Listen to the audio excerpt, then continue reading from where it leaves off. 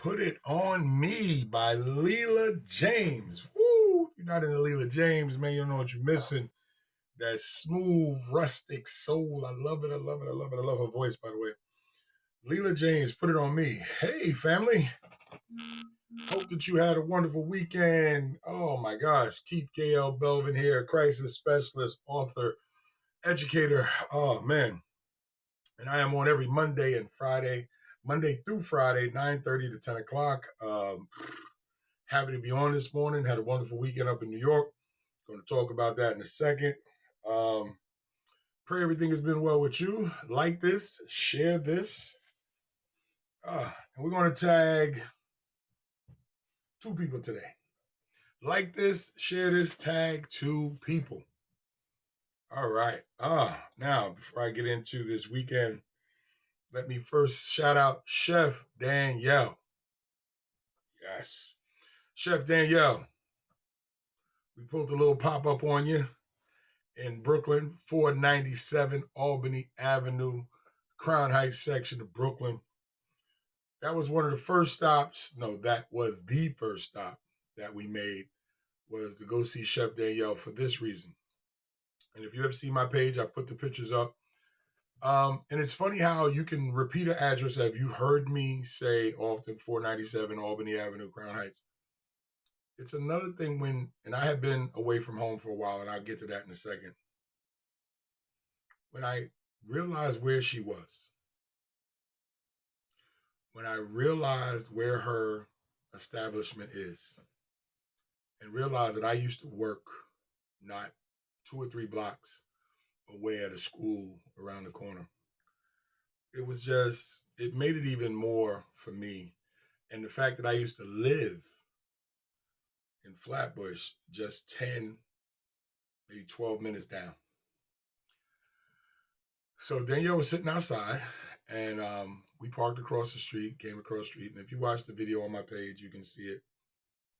And seeing Chef, who I hadn't seen in a while, and we've been pretty much conversing online. Seeing Chef and talking to her. But let me say this. And the funny thing is, when she says she bought what used to be a Chinese restaurant, I have taken the bus home many a nights and have passed that Chinese restaurant, just looking out the window. So to see that she owns it right on the corner, and it's not a real big spot, but it's big enough for you to enjoy yourself in terms of you can tell that she put love into what she does, because the spot is well manicured. Like she says all the time, there's a big glass so you can see them preparing your food. The people that she has working for her, I forgot to ask. I know her granddaughter, I believe her daughter's there, and somebody else. They were wonderfully nice and smiling. Everything was clean. They were dressed immaculate the way that they're supposed to. The sign is there, and I don't know if you guys have ever been in an urban Chinese place. You have the large Asian food restaurant. We don't always know if they're Chinese. If you've ever been in an Asian restaurant, you always know they have the big, large menus of everything that's there. Well, Chef has incorporated that into her business. So the big menu is there, but it's with her items. And so I had asked, I said, what's good? She said, everything. I was like, okay. And the prices were not bad. The prices were good. So I got a shrimp po' boy. Tiff got shrimp deviled eggs, and I think it's shrimp and lobster mac and cheese. Was it mac and cheese? Yeah, mac and cheese. I don't know. The funny thing is, Tiff was eating enough. I think it was mac and cheese. I know I didn't get none. Because I was outside talking to family, and Tiff was like, I think she did that on purpose. Yeah, it was shrimp and lobster mac and cheese. And I'm gonna tell you something. Shrimp po' boy was working, and that chipotle aioli sauce that they gave with it. Yes. But let me tell you what was exciting, because I had my friend up from Delaware, young guy. And I was joking with Chef, because he's Caucasian. So she see me jump out the car. I said, no, I'm not coming with police. Adam got a turkey burger. He was like, outstanding. It was just, and here's the beautiful thing of where Chef is located. It's a diverse part of Crown Heights where you have Jewish folks, white folks, black folks, all in the neighborhood. While we were there, a Caucasian gentleman sat down. So you have Adam And I just thought about it, and I'm looking at the pictures on the wall, and I'm like, this is what it's supposed to be. It's 2 white people here, 2 black people here, and Chef is feeding all of us.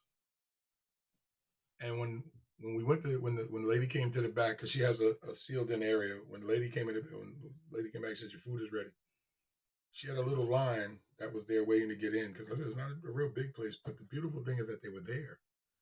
So when you hear me say to my people in Brooklyn, to my people in Queens that are watching this, you travel to Brooklyn anyway, stop by Chef, support her, have a conversation with her. And I took a picture of the bench. Now, you heard me talk about the bench. Nice small bench. I wasn't going, I'm a big dude. I wasn't taking no chance in breaking history here. But I took a picture of Chef on that bench, and the reason why is because sometimes what looks like something that's not anything could mean everything. When she puts that bench outside and the elders come to rest themselves, they impart knowledge, their feelings, anything. That helps you grow. And when I saw the bench and I told Chef, let me take a picture of you on that bench, was because when the elders have come and sat down to have your food, now we know, and I don't know if your grandparents or your parents are like mine. My great grandmother, who I used to sit with, she wasn't eating just anywhere, and you couldn't just bring her no food. And my grandmother, rest in peace, both of them, was the same way. She had to know who making the food, who's this, who's that. So she blessed the place to come is because she felt comfortable with the person that, as we know in the hood, the hands that prepared the food. We pray over those too. And so I understood because you can feel it from Chef. And again, I'm not saying this because her and I are friends. I'm saying it because, and if the food wasn't good, I would say, "Hey, Chef, you got some things to work on." I wouldn't. But I'm no, it was good, and because I know her, I wasn't worried about that. And again, the reason why I say this to you guys because it's real simple. We can't pay lip service to supporting our own. We actually have to do it, and then we have to do it and not begrudgingly. It says God loves the cheerful giver, and that's true. And you're giving when you put money in somebody's hands, even though you're getting something back, you're helping them. And for me, it's just the idea that I know Chef cares about her people. I want to be connected to that. And when you get to actually help somebody, and as a person in business, I want to be exactly what I say I am to other people because it's what I love what people do for me. But it was actually just cool because we had a wonderful time and we took some pictures and it was funny because we were joking. I said, she was on her phone. I said, we could have just crept up on you. And I heard this is the place to be. So guys, when you hear me mention Annie Mae, Annie Ethel, and Annie Mae's Soul Food Kitchen, 497 Albany Avenue, Crown Heights section of Brooklyn, owned and operated by Chef Danielle Moore, please stop by. Tell her that KL sent you. Try the shrimp po' boy with the chipotle or areoli. Uh, it's it was great. It was great. And when I come back, I'll stop by again. Okay. My trip to New York. Man, it was a blast. I didn't bowl well. I didn't bowl well enough. I bowled okay, and for my standards, not good at all because I set high standards for myself. But getting back home and being around my younger sister and getting to see her husband, we had never met, and just being back home in my mother's house, my home, for a while. And the first time being back home after my mother's departure, my mother's passing, I realized I hadn't been home in over three years, a little over 3 years. And when I came back to New York 3 years ago, I didn't come to my mother's house because my mother was at the hospital. So I literally had not been home in close to 5 years, meaning back home to the house in 5 years. Okay, Michelle, I got you. Yeah, definitely check Chef out. And I think one of the things that you have to realize is that I didn't realize how many years it had been of me not being home. And my sister has done a wonderful job in terms of reorganizing the house, redoing the back, redoing the inside of the house. She had a nice place prepared for my man Adam. And again, and I'm gonna harp on this. When you show up in South Jamaica and you got a white guy in the car, people do look at you a little funny. Like, who that policeman? So I had to joke and laugh about it. He's no cop. And he's only 28, young dude who got me back into bowling. So my sons, who are the same age as Adam, they was at the car like, and they chests all puffed out. I was like, this ain't jail. You ain't got to pump, my man. We good. So it was good seeing my sons and sat down and, we hung out. And Friday was light. Friday was just some food, and we had already had food, and it was just, but it was, my sisters had made a little something, and we were sitting down and having some wine, and I had a little 1800. Listen, yeah, I'm a man of God, but I have a drink. I wasn't smashed, but it was 1800 tequila, smooth. Not bad, by the way. I hadn't had a hard drink in I don't know how long, so it was actually pretty good. And I had some dry white wine, and just got to talk and hung out with my sons. We played some spades, and I had to reestablish. Well, my son was already my partner, so he already know how I get down. So we had to clean up, whip through the table. We won, I think, 4 games, whatever it was. Lost the last one. My sister snuck in. My partner from college showed up, and him and her knocked us off. But it was all right, my man. So my good friend, one of my best friends from college showed up, and my niece and came with her, and we were all just sitting and talking. And it was just, it felt like it used to be. It felt like when I was home, and we used to have barbecues in the backyard. And that was just Friday. So we get up Saturday, Tiff, and KL is loving her cousins. Shout out to Layla and Aiden. And so they're running around, and it's just, and got the trampoline in the back. When I say things have changed, it was changed. And, so me and my brother-in-law were up to 3 in the morning. Everybody went to bed. We talked, so finally went up, and everybody was asleep. And I was just sitting on the edge of the bed, and I'm in my mother's room. And my mother has the upstairs. We have a 2-family home. So my mother has the upstairs home, and my sister had the downstairs. So I'm sitting here, and I'm actually in my mother's room, on my mother's bed. And I said, I need to take some time and just process it. Mm-hmm. And then I realized something that I was always taught by my grandmother, who used to live downstairs before my sister took over, was that my grandmother was like, you don't stress the dead. And that's just become part of my DNA. So much so that people take my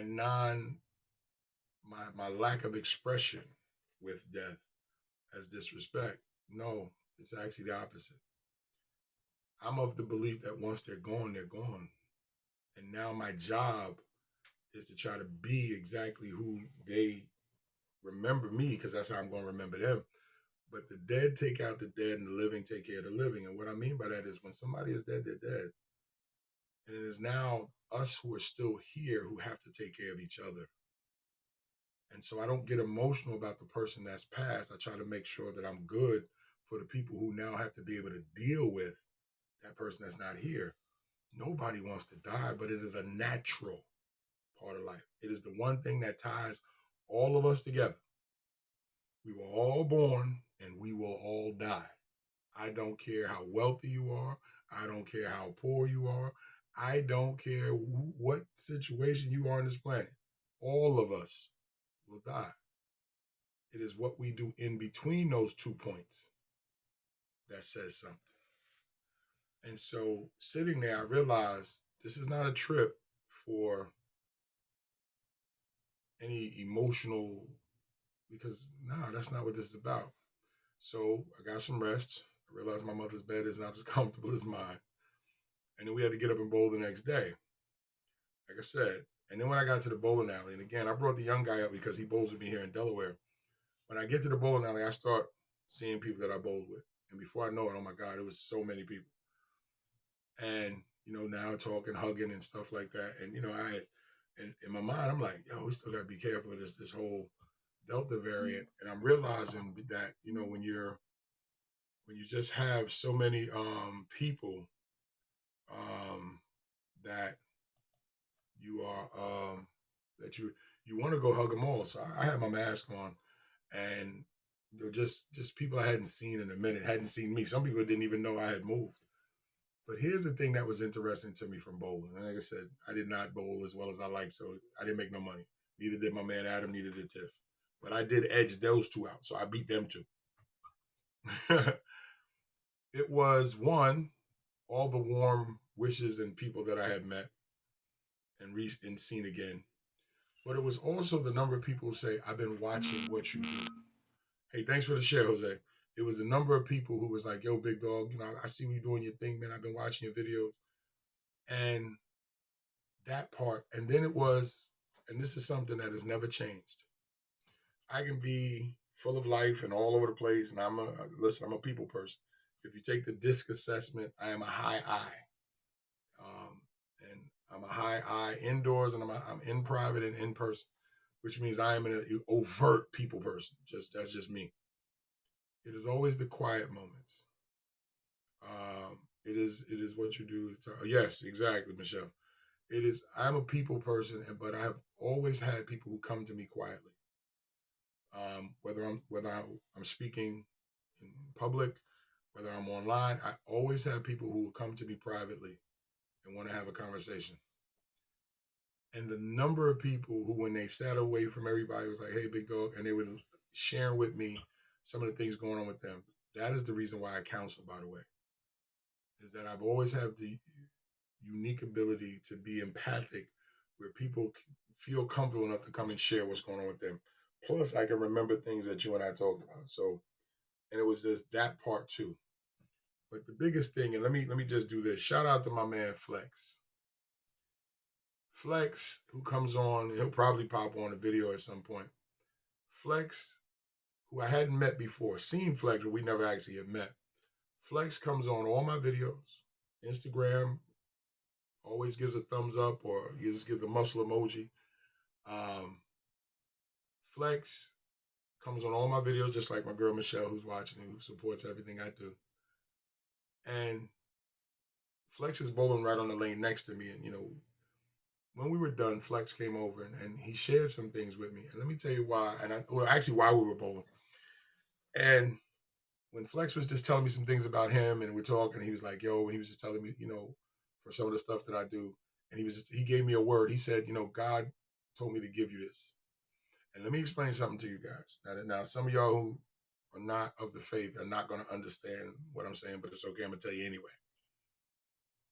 In my travels, God has sent me words, sometimes from strangers, sometimes from family and friends.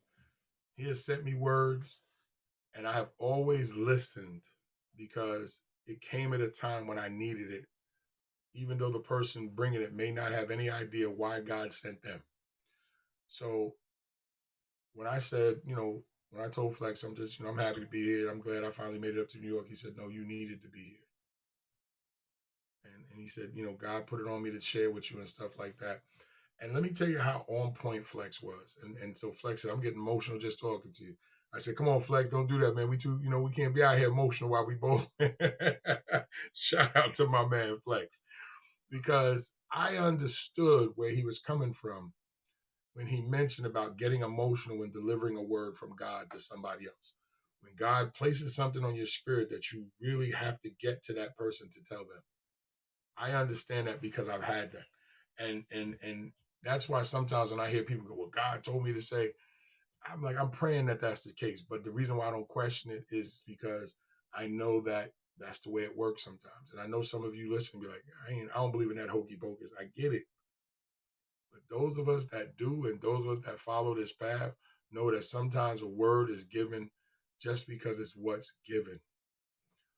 And let me tell you something that I found. After he gave me that word about me needing to be there, let me tell you why it was so on point. And this is why you can say what you want. I know God is real. As I was sitting there, not only did I start to bowl better, let's just put that on the table. And I had my best game after that, but that's neither here nor there. I just want to put that caveat out there. It was sitting there after everything was said and done, and just, I'm bowling with two of my former teammates. They were on the lanes with us. So I'm bowling with two of my former teammates who were on the team, and one is telling me in North Carolina, and then many other. My man, shout out to Kev, by the way. Shout out to Bones.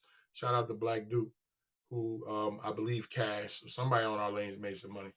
And shout out to Kev. You were bowling very well. I think he missed a cut by a couple of pins, and he was doing extremely well. So good to see somebody that I know was making some money. When I was sitting there and just looking up and down the lanes, 80, 70, 80, 90 bowlers, whatever it was. And I thought about how many people that I knew and how many people it just felt like old times. It just felt like what it was. But I realized I was a man out of place, a man out of time, out of the time. And I realized that no matter how much, and I mean, they showed my man Adam love, and that's another thing too, is that the bowling community, color is not really an issue. White, black, brown, whatever, it doesn't make a difference. In the bowling community, you're gonna get love if you show up. And that's another beautiful thing about the camaraderie of sports. And bowling cuts through a lot of that. So Adam was showing a lot of love. And that helped too because, coming back down here to Delaware, we then can share that with other folks. But I realized that I was a man out of place and a man out of time because as much as I'm laughing and joking with everybody and getting to see everybody, as we were leaving to head back home, I was realizing that there's a reason why I left. And I kind of felt that way when we were traveling through Brooklyn. And we were looking at how small some of the streets were and just the noise. And this is what happened before when we came up and went out to Long Island. It was just realizing that we just can't enjoy that anymore. And Tiff and I actually both almost at the same time we was in the car coming, and we couldn't see ourselves living in the city ever again because it's just even KL's like, I don't like this because now she's older. So when we were leaving to head back to the house, when I got to the house, we finally found some place to pick up some ice and some beer and some wine and whatever. And we finally, when I parked my car, I knew my car was not moving until the next day. And so, it was back to the space, they were back to everything. But it was just, I'm just going to enjoy family for tonight. And I'll think about everything else the next day. And it was just having family there, having my sons there, just enjoying ourselves. And I'm going to show you how perfect God works things, right? I have been to barbecues where I'm the outsider trying to sit in somebody else's family. You try to, fit in where you can, but you may not be the person. You don't know everybody. So the way God worked it was, I'm doing my thing, and I'm my family's always going to make sure visitors well taken care of. So Adam was well taken care of, but God had it that uh, my sister's brother. Now my sister and I have different fathers. My sister's brother and Adam hooked up and we're talking, and I can look over, and you always want to make sure the person that you bring your guest is is great. Um, exactly, very true, Michelle. So true. Michelle said it's like you're in another time and another life. Exactly. So when I look over at Adam, make sure that the cat I brought is good. I see him talking to my sister's brother. They laughing and joking. He got a beer in his hand. I'm like, okay, everything's good. I'm getting back to the spades. I got some booty to whip. And I mean, they must have talked for a while, and that's how God positioned everything. Food, great. Music, great. My partner got somebody he can talk to. He good, so he not feeling left out and everything that's going on because we kind of dragged him to the spades table the night before. He was like, I know how this can get. No, you don't. Get up in here. Let's go. Let's go. And he did pretty good. He played pretty good. He wasn't going to beat me because he lost, but that's what it is. And I'm just sitting there and just watching. My sons and I are talking and everything like that. And then by the time we get to the end of the night, we ended a little earlier this time. It wasn't 3 a.m, but it was like almost 1. So my sons are taking an Uber home. Darnell, shout out to my brother-in-law. Shout out to Tisha. Darnell and Tisha, they were fried. They had been up all morning, whatever, because KL got everybody up at like 7 o'clock in the morning. She don't realize in New York, we don't get up that early on a Saturday in New York, but she's from the country. And as I was heading upstairs,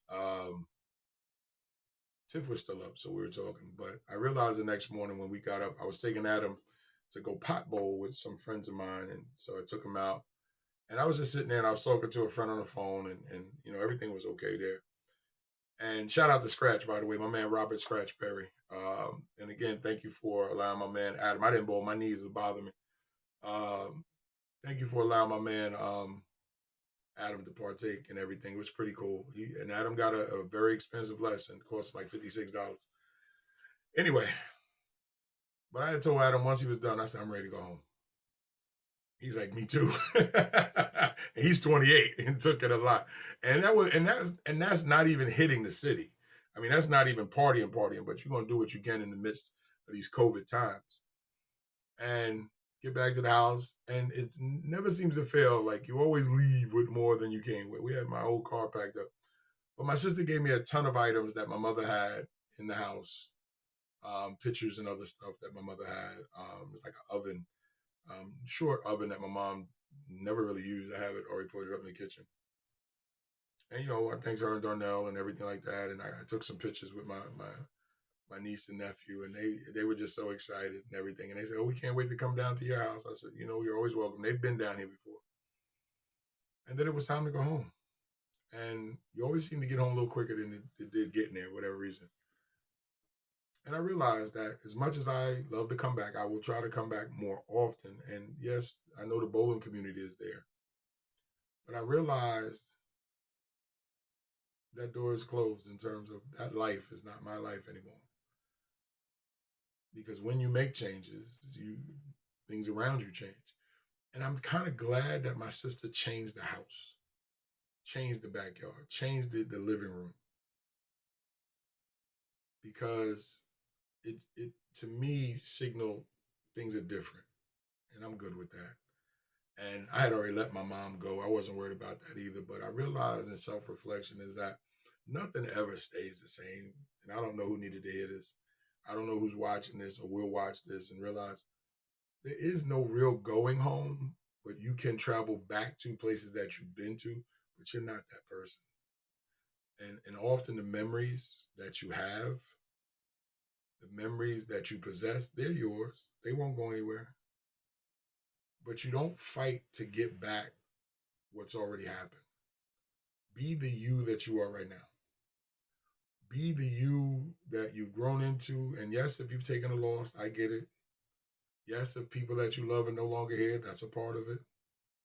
But be the you that you are right now. And if you're unhappy with that, then be the change that you need to make. Or if you're trying to honor somebody, then be the best you. That's how you honor the dead. That's how you honor their memory. Be the best you.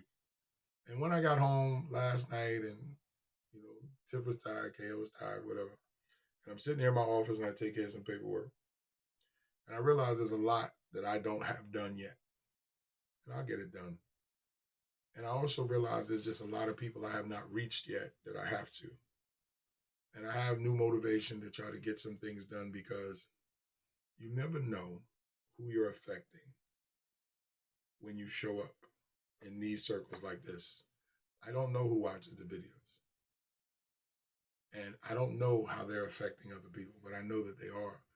And I realized that once I made the decision not to mute myself, and that just simply means I'm not going to get quiet. I don't care how many people actually watch. I know somebody is watching. And like shout out to Michelle who's on right now, and shout out to whoever else is going to come and watch this in whatever capacity that they're going to watch this. But the thing that I realize is that I have to be more of who God created me to be. Like shout out to Jose. Jose and I haven't physically talked in a while. We talked online. And when his brother passed, I offered my condolences. And his brother was nice, quiet, cool guy. But his family I know well, and I know well from bowling. And his family has always treated me with the utmost respect and love. But the beautiful thing is, Jose shares my videos on a regular basis, and I love him for it. Not because he shares it. I love it because Jose has just been the guy that he has claimed to be. And every time I've seen him, talk to him, he is that man of God. And I love him for that. And I think we have to realize, guys, that don't mute yourself. Don't get quiet because you don't think people are watching. And don't do it just for people to watch. You got something to say, use your platform. That's what this is. This is my platform. I'm not muting myself for no one. If I got things to create, I'm going to create it. If I got things to sell, I'm going to sell it. And God is going to move it into position that he needs me to be. And I'll do what I'm supposed to do once I get there. And And I think what you have to realize is that it's very easy to fold up and say, I can't do, or they're not going to like, or I don't know. That's easy. But if you put the time in, put the work in, they'll show up.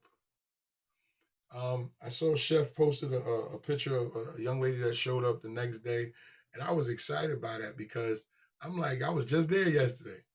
But it's also the idea that I know she's doing it. So if she's doing it, I gotta do it. That's how I look at it because I'm cool with her and I like what she's doing. And the idea is that she was supporting me before she even opened her place. So why would I not root for her now? Because if she's doing it, then that opens up the door for me to go, then I know I can. That's how this works, guys. Don't worry about what you're giving. Know that when you are pouring into somebody else financially, spiritually, and emotionally, it'll come back. And in some cases, you get a great meal on the back end.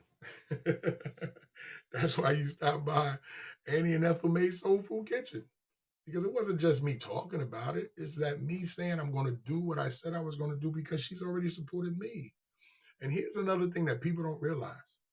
When you're supporting somebody else, that lifeline comes back on the other end. You now may be giving stuff that you need. Why are you giving this? Oh, just because who you are. But understand that people are making sacrifices because not just for themselves, because they believe in what they're putting out there. So I don't know who needed to hear this today. I don't know who's sitting there contemplating what they should do. But then let's talk. Come and reach out to me. Sit down and let's talk and give me an idea. Let me hear what you're talking about. I may not have all the answers, but what I do have is a very large brain and this big head of mine. And I can maybe point you in the direction of some folks who are doing it. And if nothing else, I can sit and pray with you if I have to, because God is more powerful than anything on the planet. He can open up the door to anything. But don't mute yourself. Don't get quiet because you don't think they want to hear. Don't not do something because you don't think they want it. God created you to do something that somebody else needs. Somebody is going to go to Danielle's establishment who may never have thought about eating soul food ever, but because they see her and her smile and she's out there doing her thing, they're going to say, I've seen you. So I wanted to stop in and see what you were selling. Sometimes that's all it takes.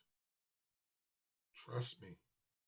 I've had people come to me and say, I seen you at this book event. You look like you were having a great time. I wanted to come over and meet you. Well, happy to see you. Happy to have you. And I just get that because I think too often we downplay ourselves because we don't. And I think it's the Marianne Williamson. It's the Marianne Williamson poem, and I think it's very important that folks understand how powerful her piece is. Many of us have recreated it or have put it at. Let me see. I want to make sure I say it right. Okay. Because a lot of people think it was Nelson Mandela, but it was actually Marianne Williamson who wrote Our Greatest Fear. I want to make sure I say this right. Because I think that's another problem too, is that we mute ourselves and we really shouldn't. All right, okay, our deepest fear. There it is. All right. Let me just go through the second. And you've all heard it before.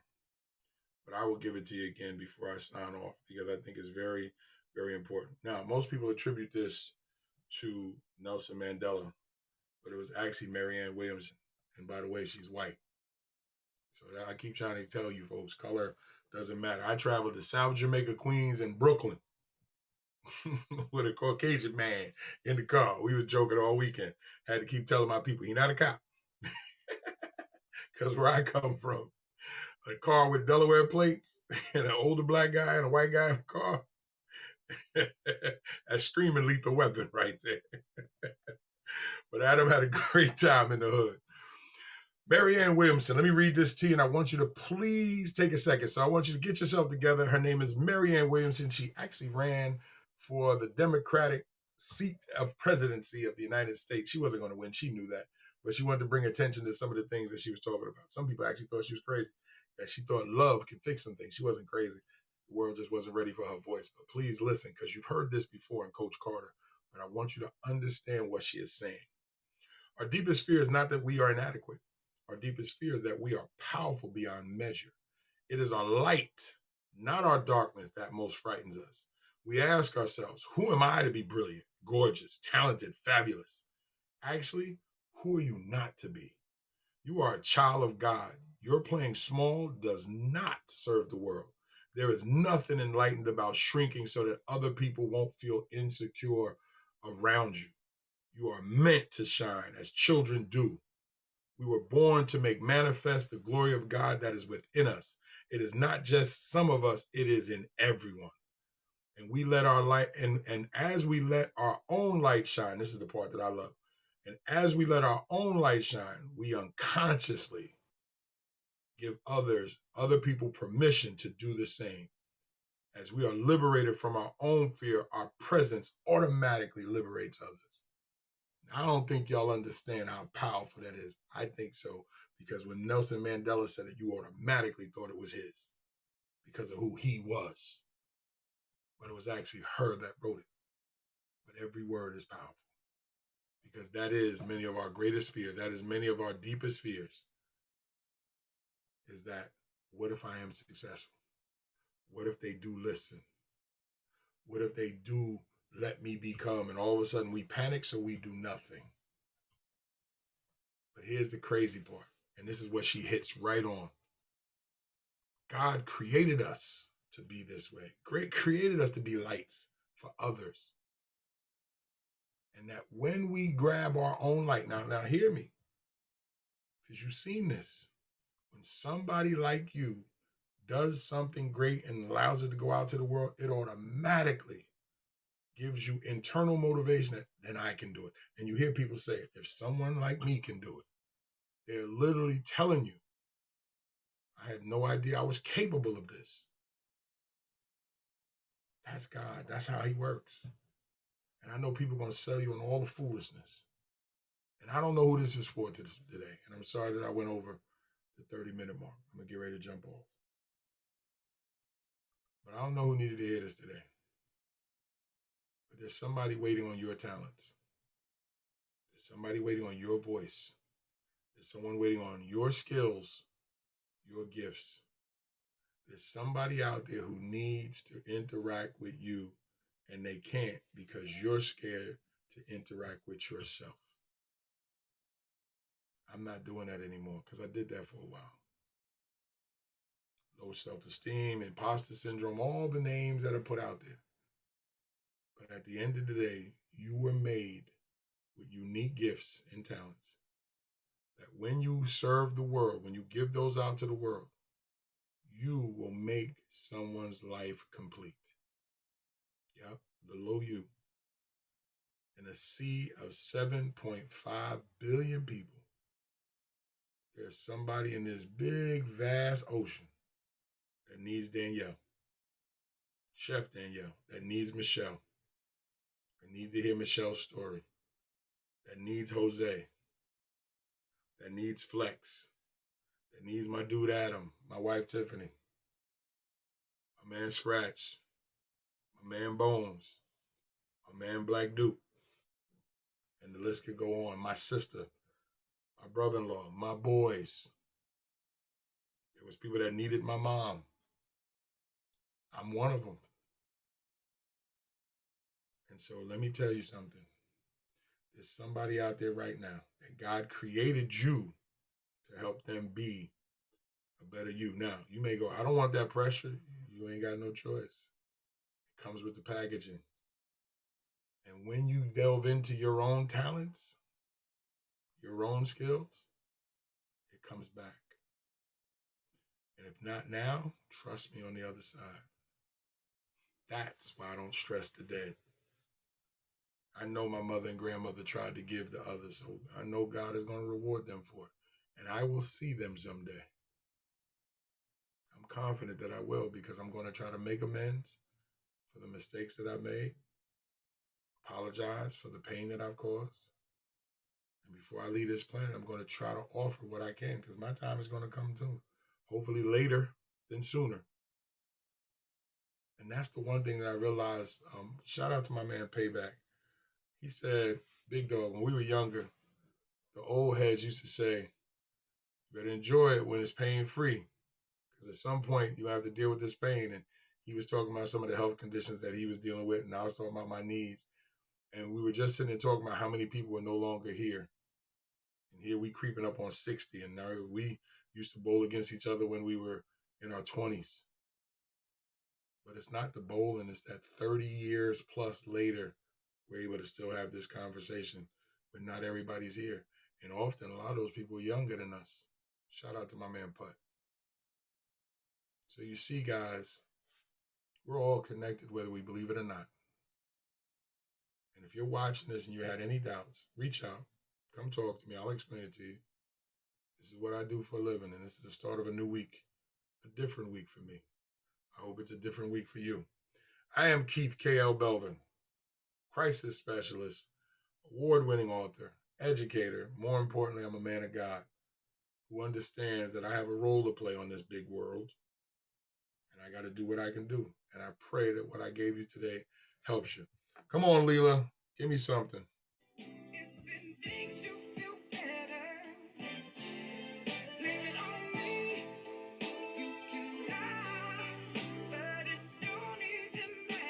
God bless, guys.